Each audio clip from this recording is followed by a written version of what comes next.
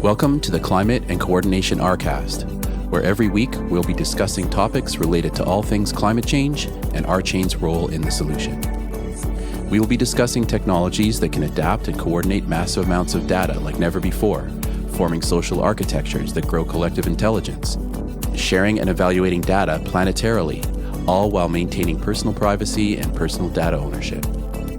A new decentralized economy is forming as we move from the third industrial revolution, digitization, to the fourth, decarbonization. By building a co-op, built on a correct by construction, concurrent, scalable solution, RChain is structured to build out the new technology that will be required for a flourishing regenerative planet. Please join us on this journey.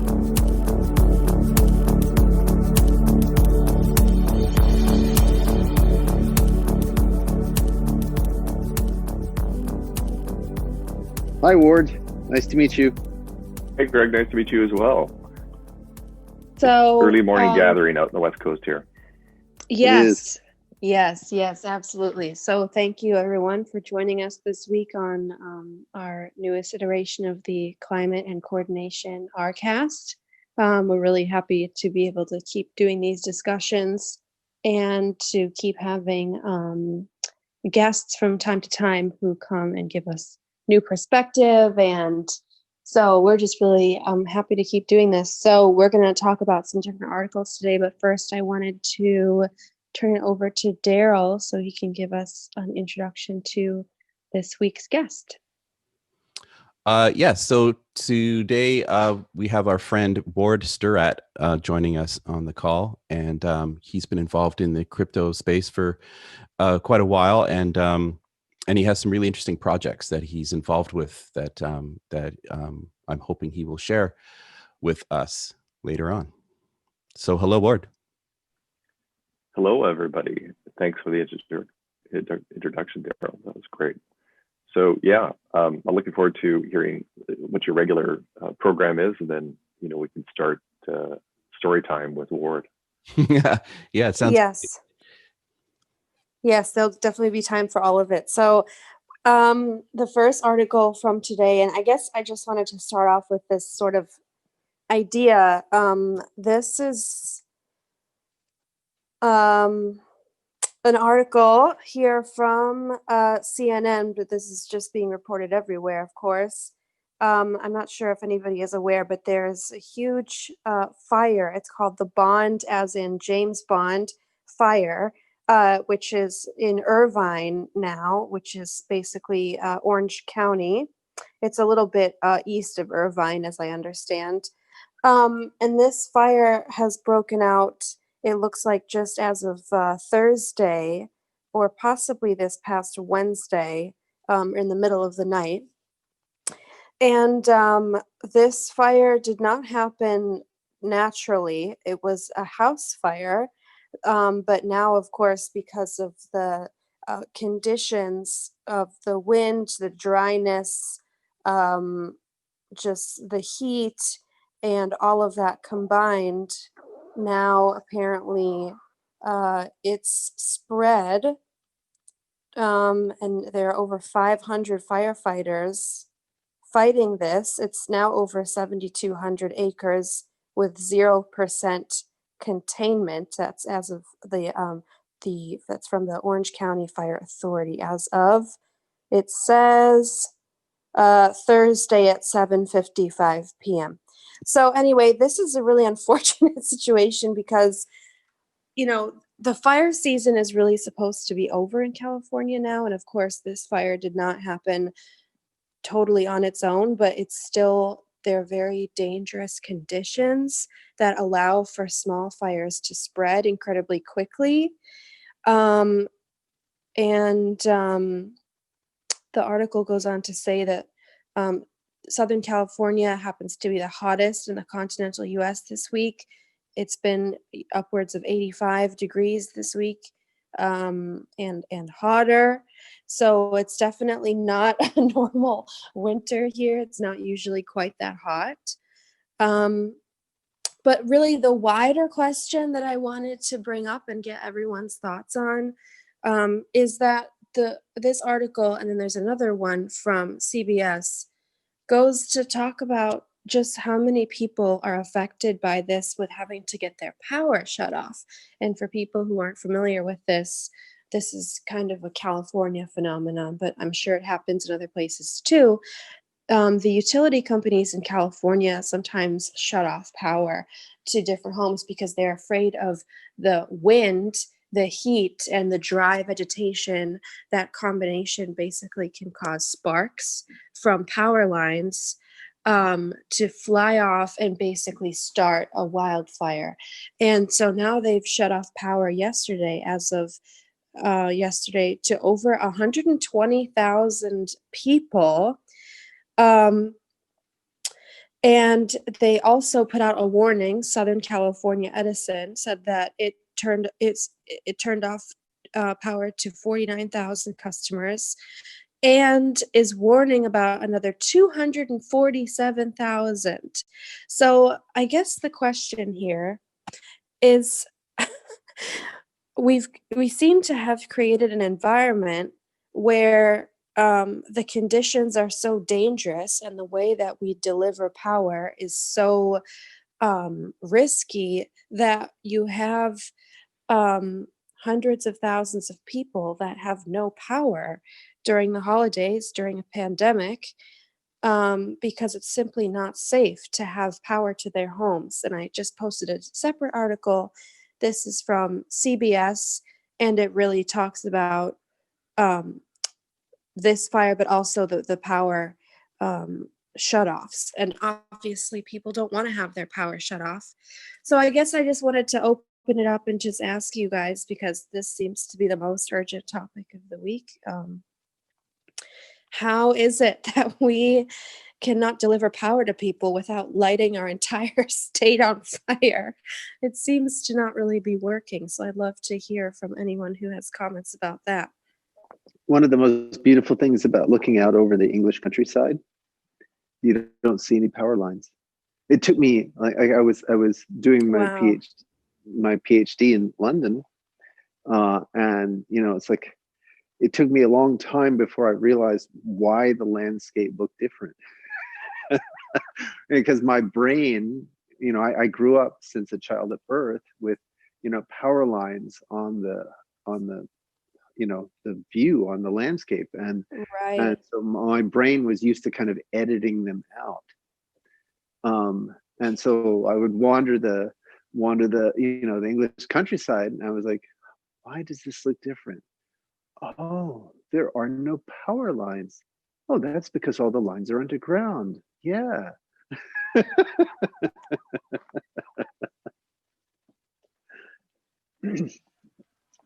Yeah, there's some other interesting things specific to the California that I could kind of speak to. One of my companies is called Transkarbon, and I think I spoke a little bit about it with Daryl yesterday, but we basically use activated charcoal, sort of a special high porosity activated charcoal to store gases in solid state matter. So we basically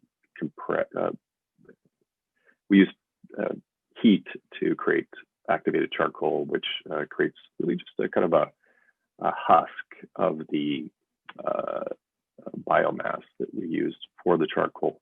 Oftentimes, or most of the times, that's wood. So if you look at a micrograph of it, it is this incredibly dense honeycomb of micro and mesopores.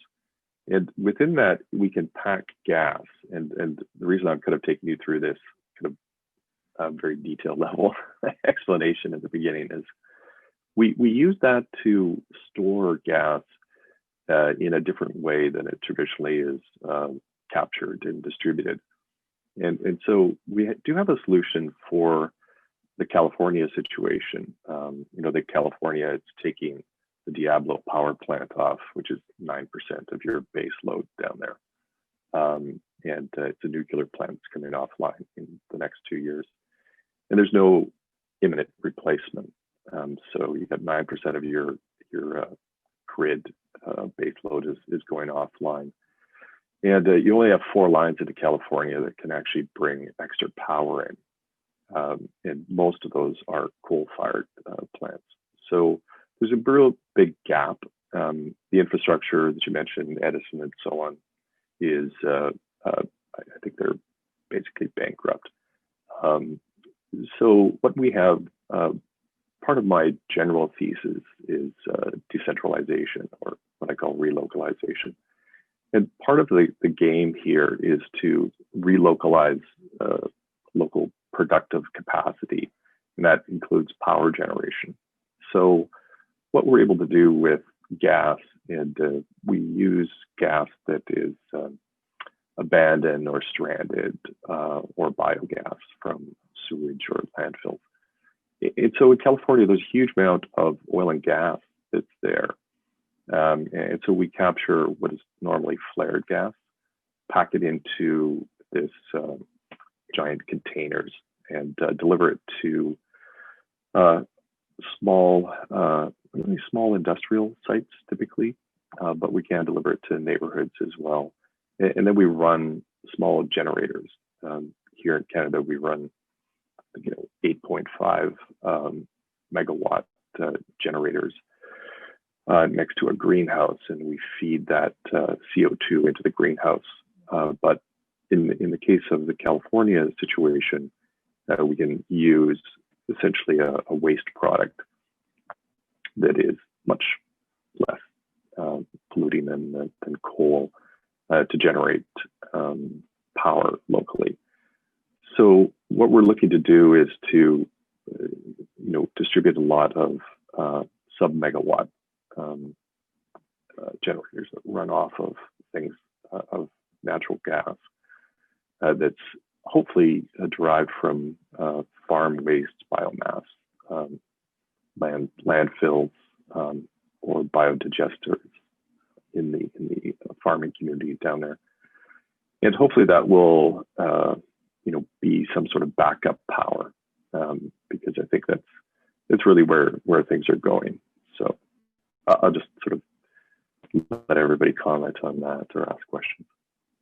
Well, I was wondering if you think that it would be viable for the United States to put power lines underground, because it seems like that would be a really smart way to kind of curb the fire risk, and also possibly, as Greg mentioned, which I haven't even thought of before,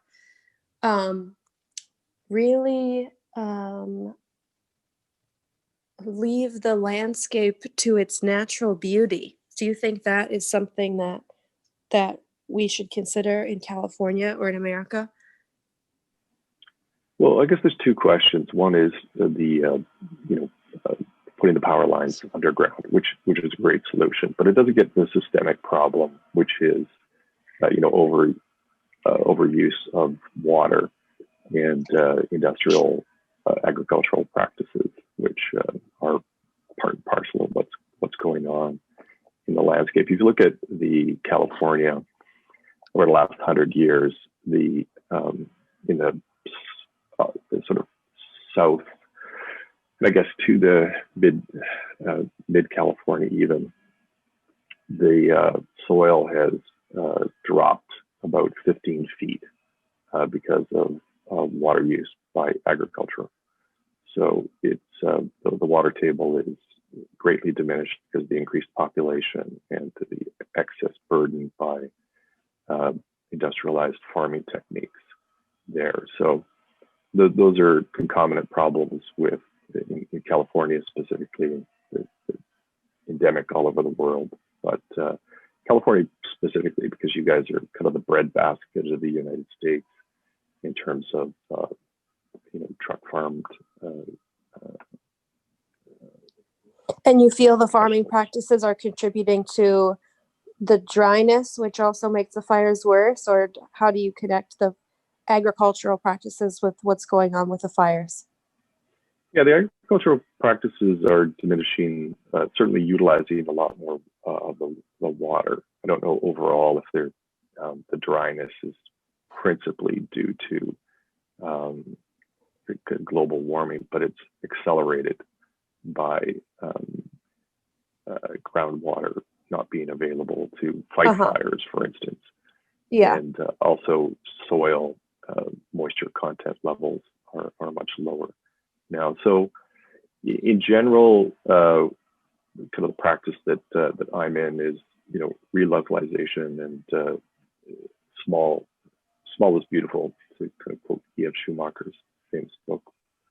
And a lot of it is about creating the circumstances where we can get away from these large-scale industrial farms that use nitrogen-based fertilizers that kind of deplete the soil.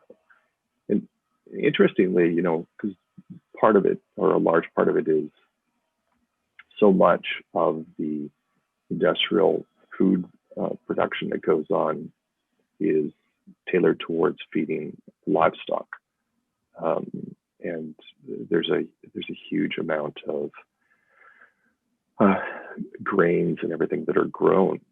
I think 40 to 60% of all of the crop that is grown for animal feed, which is a kind of a fascinating thing. So when you grow at these large scales and you're looking to produce at kind of industrial crops, you end up pumping a lot of nitrogen, inorganic nitrogen fertilizers into the soil. That erodes the soil.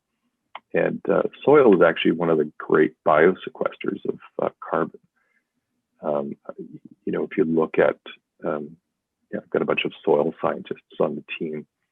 Part of what we're looking to do is to change agricultural practices and reestablish the increased surface area in the soil by using biochar and activated charcoal, and then concurrent with that, adding humates, which increase the biome. Increased surface area increases biome, and that leads to a huge change in the ability of soil to actually sequester carbon. Soil is actually a huge carbon sink that we're not making general use of. So I think the two things interconnect.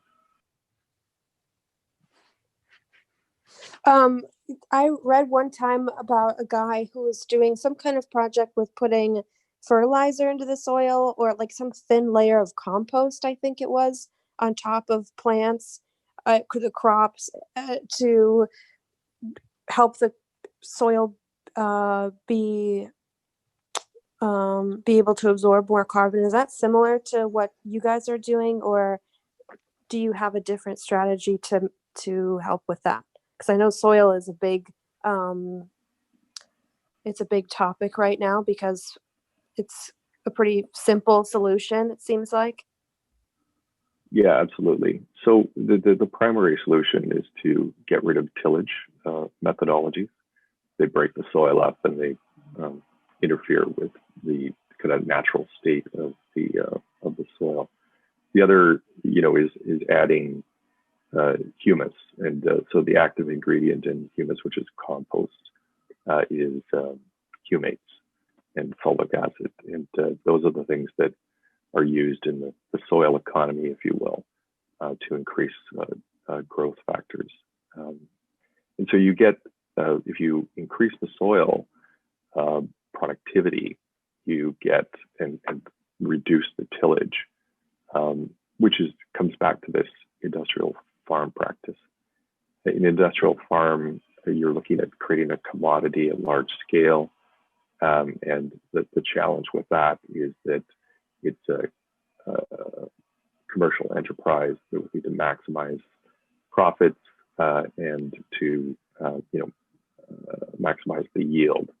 And so what happens is they're basically taking the topsoil and ruining it.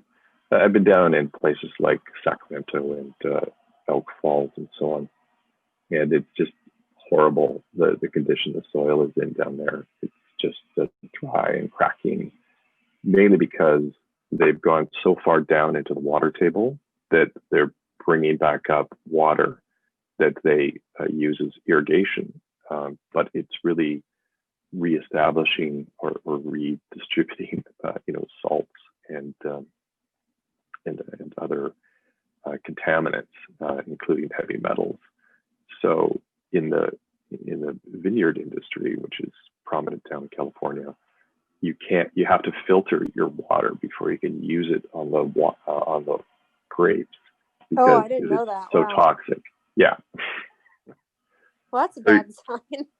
Yeah, it's all bad. So, getting away from growing single monocrops is an important thing. So crop diversity, and in Africa, we have a program there, and we're teaching permacultural biodiversity there for small scale, independent farms. So subsistence farms. So typically in Nigeria, where we're operating, they've got a typical family of 8 or 10 has 2.5 acres. Subsistence farming. And, by changing to no-till and creating layers of different variety of crops, you can increase the output in terms of yield by 2 or 3 times, and over a very short period of time, you can increase the soil productivity and its ability to retain water and its biome, which increases the productivity of all of these things. And it's one of those things where there's less work too. In a no-till model, you just leave everything on the ground, and you have higher trees that produce nuts and so on, and then you've got lower vines and other crops that are all interspersed with one another, and this recreates more of a kind of a natural forest type of environment. Yeah, that seems to be a theme that we've talked about on this call several times, is just the benefits of leaving certain systems alone, and the idea of not interfering. We've talked about that a lot of times. So, wow, that is so cool. So, Daryl, I'm wondering if you have any questions for Ward here, or if anybody else wants to ask him anything, because well, I was hoping we could kind of begin again, right? We didn't really get a proper introduction for Ward, or how Ward came to be on the show, and oh yes, that's what we're getting to, Greg. So why don't we begin there, and then there are several things that Ward has said that I'd love to ask about and comment on. But if we could absolutely. Yeah. Okay, perfect. Well, so I would love to know how you came onto the show, and I'm sure Daryl can outline some of your work, and maybe you could explain some of your work to us as well. Yeah, sure, Daryl. Have you got anything sort of notes from our chat yesterday, or lead off on that? Yeah, sure. Like, I'll just give a little history of how we met last week, or was it even this week? It's all a blur. But it was on a call, and it was through Jim Whitescarver. And you were on a call with Jim, and I can't even remember what it was. Was it that co-op for co-ops call, or? Yeah, it was a co-op thing, because I'm into the co-op thing. Right. And so there's kind of common relationships through the Team Human community as well, through Douglas Rushkoff. And so that's how we met. We met through that call. And so, from just kind of talking, we kind of quickly realized that we had some real common interests. And so I looked up Ward on LinkedIn, and maybe I'll just do a quick little read from your bio, if that's okay with you, Ward. Oh my God. What did I say? I forgot. I'll just read It'll be the part that we delete. No, probably not. Something pompous.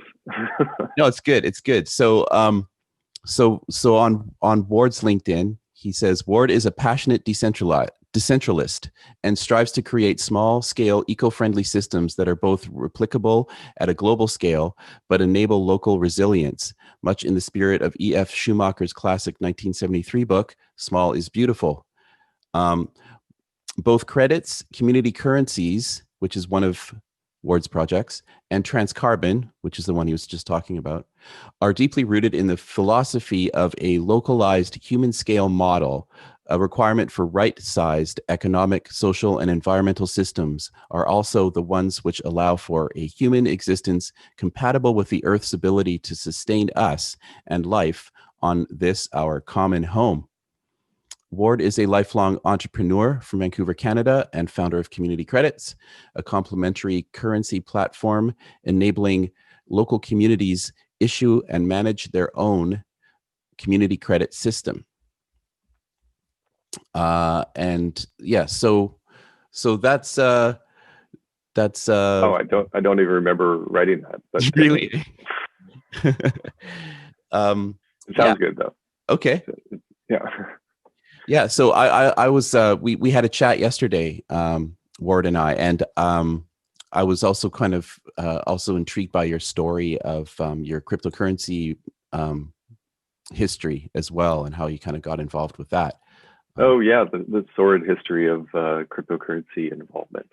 Yeah, it's been an interesting journey, that's for sure.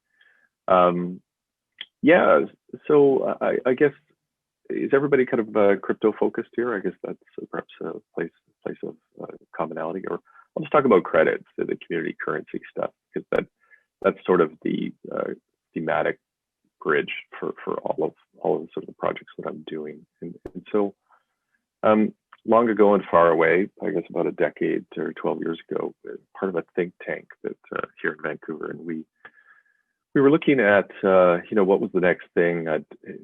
My kids had just come onto the scene, and I'd gotten tired of running the two large businesses that I was running and looking for the next thing. And I had some other brilliant folk that we all formed a little think tank and sat around here on Granville Island and talked for a couple of years. It was a great time. I came up with some great ideas. And one of the things that we were, I guess, looked at was the precursor to this decentralized model. And the conclusion that we came to was that the world is built by corporations for corporations, and that all the tool sets that were built from that perspective.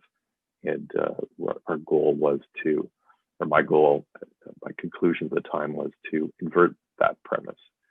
And instead of having a tool set that reached out from the corporations to the individuals, why didn't we have an individual tool set? We called it the human tool set.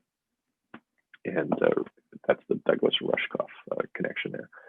And so the human tool set would be self-sovereign, data sovereign, and independent of the existing channels of communication and commerce, and be individual centric, and individuals could then form dynamic groups, purchasing groups, and basically to empower. Our early version of this was to empower the consumer, the customer network, the largest company that has never been formed. And then after some time, I sort of thought, well, that's kind of there's the larger opportunity here is to create tools for humanity. And so it was that context that I said, well, what's the insertion point? How does one, having come from an advertising marketing background, the last thing that you want to do is to have to educate the world on something that they don't know anything about. So we started off with looking at points, which are siloed data relationship nodes that we all interact with. And we typically have, a couple hundred relationships, commercial relationships. A lot of them have points. And so I set about kind of creating a circumstance for what I call the programmable point, which ended up being this construct that allowed the individual to be the center of their commercial enterprise or universe, and that the corporations would issue these points, but knowing full well, just having been in the advertising marketing space for a long time, no one was going to give up their control over the relationship and how the points were used. So in that context, I created a programmability that allowed the issuer, in this case the business, to create a secondary market circumstances, so they could dictate at the time of issuance what their what the quid pro quo, what the exchange would be if their points were used in another circumstance, or other than their original intent to lower churn and increase wallet spend. So with that, I kind of set about that, and then I was chair at my daughter's school, and was talking to one fellow there who was a cryptocurrency guy, and he said, "You got to meet this guy Vitalik, who's kind of doing something that's along the lines that you're doing, but he's a lot smarter than you." And so I think it was 2015 or 2016. Vitalik, who sort of was one of the guys on the Ethereum, doing the Ethereum project, kind of came through town, and I realized, oh yeah, my idea is not as smart as this one. And so that kind of led me down the rabbit hole of decentralization and cryptocurrency. And so I got involved with forming a payment processing company for crypto back when there was only Litecoin and Bitcoin, and got involved with something called the Safe Network out of Troon, Scotland. And Dave and the boys in Troon, who were a network architect, were looking at creating a decentralized web. One of the Tim Berners-Lee and the rest of the crew in Switzerland tried to architect at the beginning, and it got hijacked along the way by centralized corporate interests. But that's another long story. So we were looking at kind of creating this beautiful, decentralized, safe network, safe access for everyone acronym, and build dApps on that system. So we kind of helped them, promoted them. It really didn't kind of come to fruition. So I kind of diverged into other projects, including Transkarbon. And the project ultimately, after 10 years of tweaking around with it, ended up being surfaced as a community currency enterprise. And so the thought process is very much from the origins of the human network, which were we need to be a data-centric and self-sovereign identity. And from that core premise, we can reorganize and, we the people.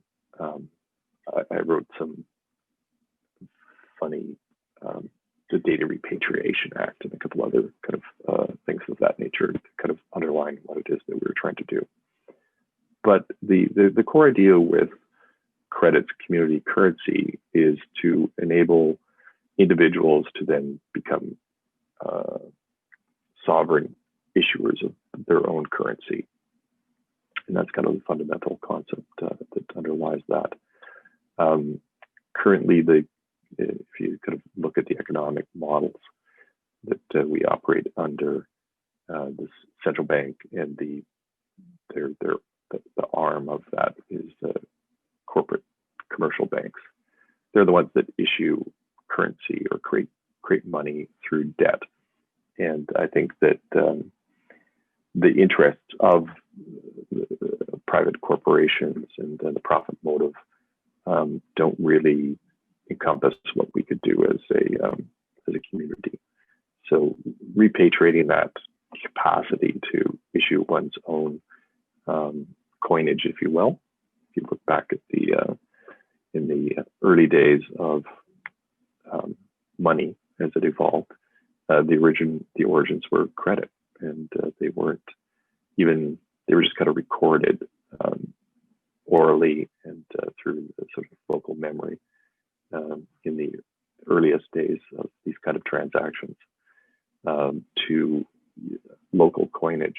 You know, I think that everybody, whether you were a general store or a tinker or a tailor, you would have a credit system with your client base, and they would, you know, come and pay you back, or they could buy on credit. So the community itself is the arbiter of value, in my view, and we should re-enable that value to be articulated and expressed by the community. So that's what Credyts is. The other intersectionality of the credit system with what we were talking about earlier is, well, maybe I'll just leave it there and sort of see if anybody has any questions. Well, first of all, thanks for the introduction and the discussion. I'm wondering how much uptake have you gotten on your Credyts project? Well, Credyts is sort of still in process here. We're just looking at RChain to kind of develop it, and then I met Mr. Whitaker, and he's saying, "Oh, you got to try the RChain." And so we're just, I've got some devs that are, and I have a architecture that I've designed, but we're just at the getting going stage. Oh, I see. Okay, so understood. Cool. Yeah, well, definitely check out RChain. There's a lot to be said for it, objectively. One of the things that's really notable about RChain is that since we actually have finalization, meaning that we know when, you know, a state is not going to be overturned, no matter what happens with the future of consensus. That means that we can forget the state prior to that. So that means that nodes don't have to accumulate all the way back to the beginning of time. You don't have to drag around the giant centralized DL. Yeah, exactly. Yeah, exactly. Yeah. That's huge. Basically, with fairly moderate node specs now, you can get chain synchronization in 2.5 hours. Okay. Which is pretty good given the size of the chain already. And we expect it to get better and better, because what will happen is that all the nodes will continue to compact their state. So over time, it's just a natural thing, and fits in with an aftermarket. So people who want to have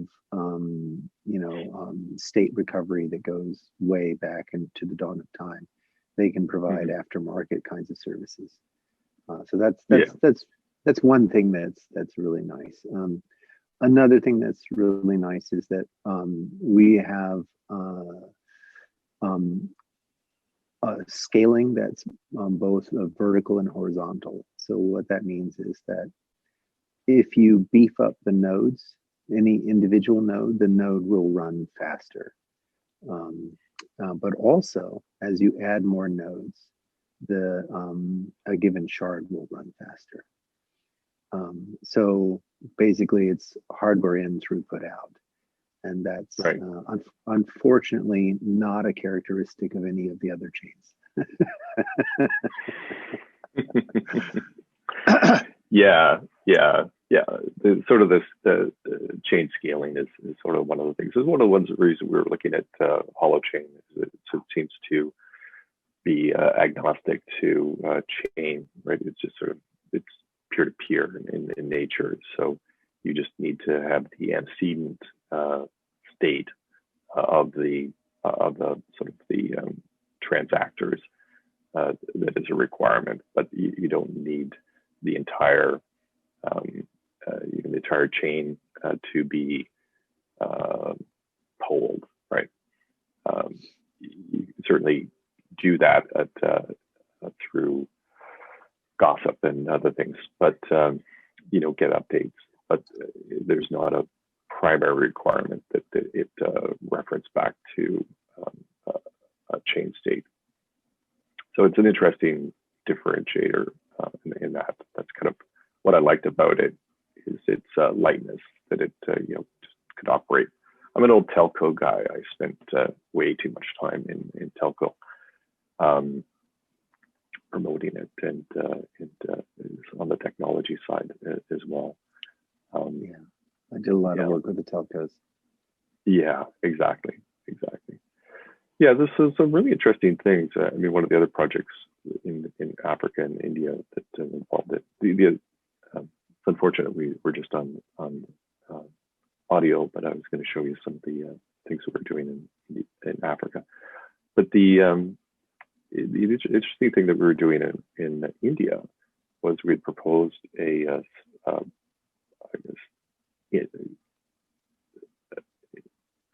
countrywide telco network. There's about 60 telcos in India, and we'd proposed, got all the way up to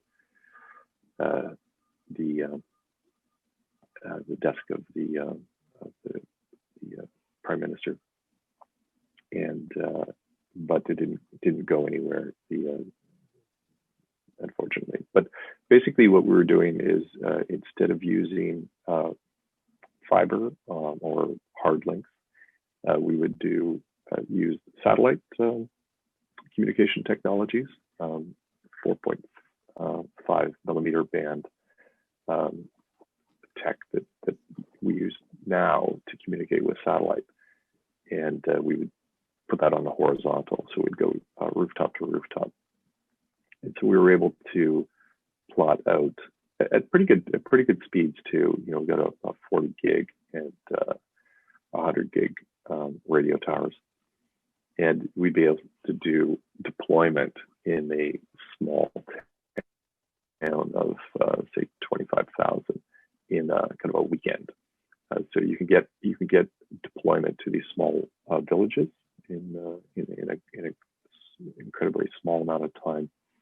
And the premise there was to have the people of India actually own the infrastructure. And this was sort of a big company that they could all invest in, and just, a couple of 10 rupees type of thing. And yet they would own it, and that the telcos would then tie back into that backbone. And that would be the basis for a state, or I guess countrywide telco network. The telcos didn't like that idea, so they kind of killed it. But the interesting thing from my perspective is, everybody having the ability to be a node in the network, and as you said earlier, you can add services on top if you want to mine the chain for ancient artifacts.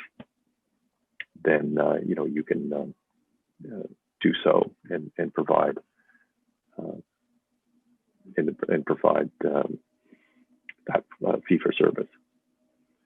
So lots of interesting things that if we can invert the power dynamic, the sort of what I call the political economy of these, we lead to a different circumstance where the kind of things that get built are of common interest and not so much dictated by the profit dictates, but more at a common service level, which normally governments would do, but governments sometimes prioritize other things, so we don't get to it soon enough.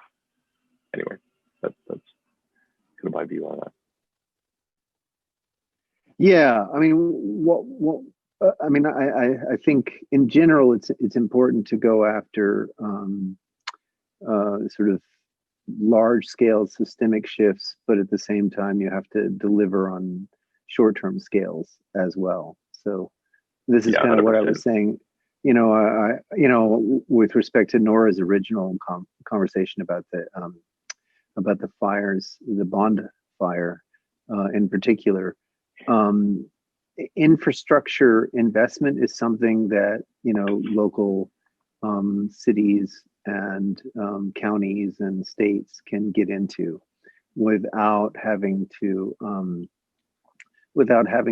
make big political shifts about where how they should be conducting their agriculture. And so you do the best you can at each level and at each stage. So a city can take it on to run their power lines, underground, and that can be done locally, and you can do that in piecemeal. And if one city is able to not have power outages, then another city will go, oh well, look, they don't have power outages. That's awesome. Let's do that too. Right, and so that kind of thing can catch fire, so to speak. And but at the same time, we have to keep marching towards the larger systemic changes.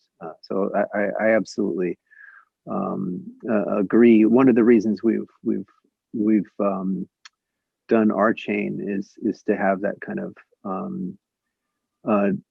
decentralized shift, so that we're making tools that empower people. Of course, yeah. It's not necessarily the case that people will use tools that empower them. What I've found, most discouraging in the last 25 days is the number of people in the U.S. who have been completely hornswoggled by a particularly bad real estate salesman. And they continue to be completely and utterly hornswoggled. 70+ million people have been entirely hornswoggled. Hornswoggled. That's something I haven't heard for a few years. Thanks for resurrecting that term.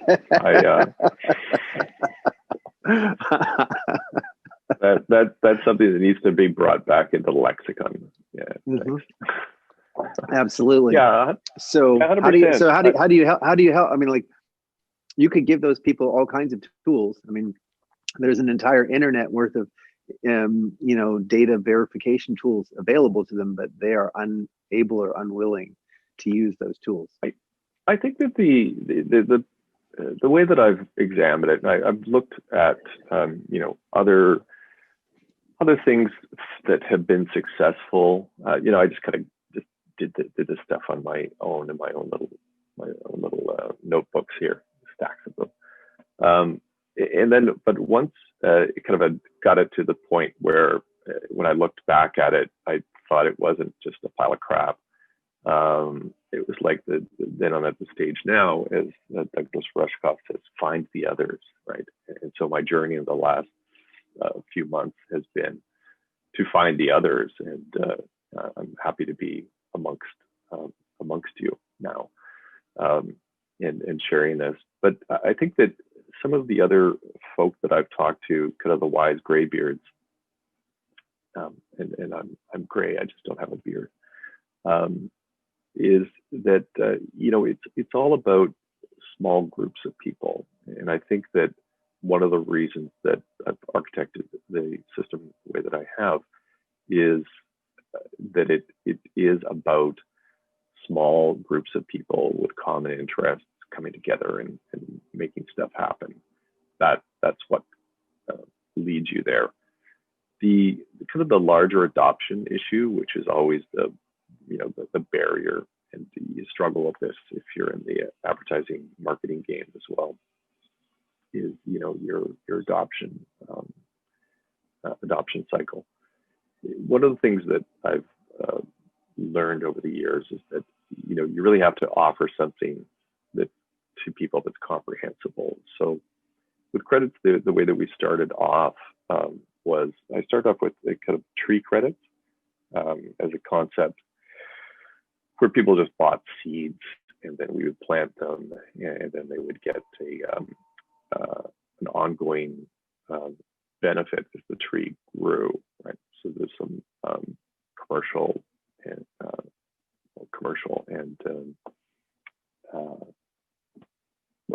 goodwill value that came out of there. But I think that the broader arc of what we're trying to do with relocalization and enabling small enterprises to be to actually have funding to do things at the local level requires small investment, and that micro investment is absent in so many models of how things get financed. So what I was looking at was, I'm a coffee drinker, so I hooked up with these guys that have huge coffee farms down in Colombia and the regions. They're kind of a 150-year-old business. And I said, well, listen, if my people come on board and give your coffee farmers $1.50 for a pound of coffee at the front end, we'll do what we call a streaming or an offtake agreement, and then you'll deliver the coffee to us. We'll sell it, because I've been involved in selling coffee in the distant past, and then the profit gets shared. So it's front money for the small farmer to go out and buy new bushes. It takes about 3 years, I think, for a coffee plant to get to a maturation stage. Or they could get more labor, they could buy more land with this prepayment, and then we get a share of it at the backside. But the investment is small. You're buying $1.50 of coffee, putting your money up front, and then at the back end you get sell it for $3.75 at the wholesale market to the roasters. So there's a delta, there's a profit margin. It's a traditional capitalistic structure, but the interesting thing is that it's microfinance. So people can buy something, they can invest in it, and they can invest with $10, and $10 is their what they have to spend to invest. And that $10 returns $20, right? But they're really connected with the ground level with this particular enterprise. And I think thematically, that's where I'm trying to take all of this, is to get people engaged with not just donating, but being part of an alternate economic system, which is the very smallest part of the economic equation, which is, of course, the base of the pyramid, which is the largest, of course. So that's absolutely, thematically where I'd like to go. And so with agriculture, this is why we're doing it. Yeah. So sorry to cut in, but we have a staff meeting in 1 minute, so we'll leave it here at a cliffhanger. And I really appreciate your time on the call. I'd love to chat with you more. Absolutely. Thanks for your time, Greg. No, thank you so much. It's really great to hear your perspective, and I learned a ton, and maybe you can come back on another time. And thank you so much, Daryl, for bringing Ward into our discussion. And I just want to say thank you to everybody who participated today, and everybody who's listening. You can subscribe to RChain on YouTube, and make sure you follow us on social media. And if you want to become a member of RChain, you can do that at rchain.coop. And if you know of a guest who would like to be on our call, just email us at climate@rchain.coop. So thank you, everybody, so much. Thanks, Ward. Thank you all. Thanks, everybody, for having me. Thank you. Cheerio.